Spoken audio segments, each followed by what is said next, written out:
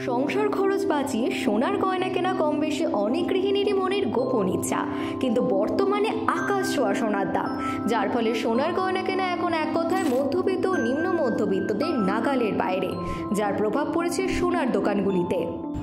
সোনার দোকান অ্যাকচুয়ালি চলছে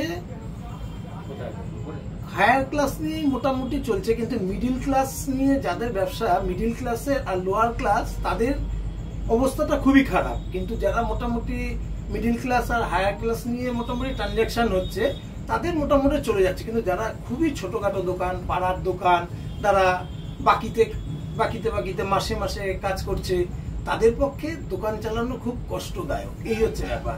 আর মিডিল ক্লাসের দোকান, যাদের একটা রেপুটেড আছে, যাদের মোটামুটি একটা চেনা পরিচিতি, বহুত বছরের দোকান, যারা কোয়ালিটি মেনটেন করে এবং যারা ডিজাইন সম্বন্ধে খুব একটা ফ্যান্সি ডিজাইন সম্বন্ধে সবসময় তাদের স্টক মেনটেন করে, তাদের কোনো ঠাকুর ইচ্ছা কোনোভাবে অসুবিধা হয় না, ঠিক চলে যাচ্ছে, তাতে মোটামুটি ভাবে চলে যাবে। কিন্তু ছোটখাটো দোকানের পক্ষে এখন তাদের চলতে গেলে এখন তাদের সব রকম জিনিস রাখতে হচ্ছে, রূপোর জিনিসও রাখছে, তারা কস্টিউম জুয়েলারি রাখছে, এইভাবে 5 রকম জিনিস নিয়েই তাদেরকে দোকান রক্ষা করতে হলে ওইভাবেই তাদের চলতে হবে।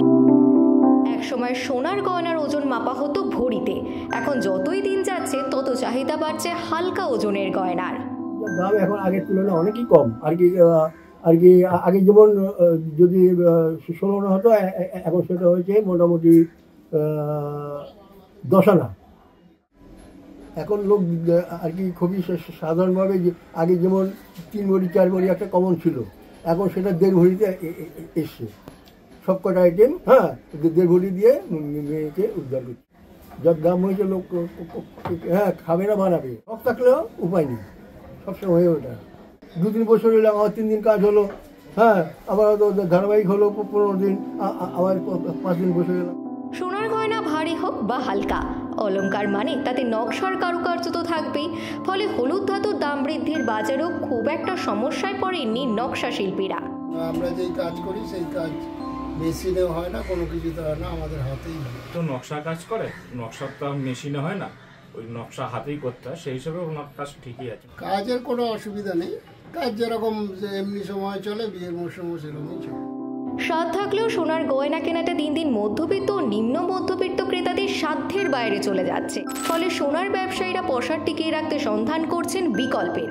তাই শোরুম থেকে অপেক্ষাকৃত ছোট সোনার দোকানগুলি সোনার গয়নার পাশাপাশি সেজে উঠছে রূপোসহ কস্টিউম জুয়েলারিতে।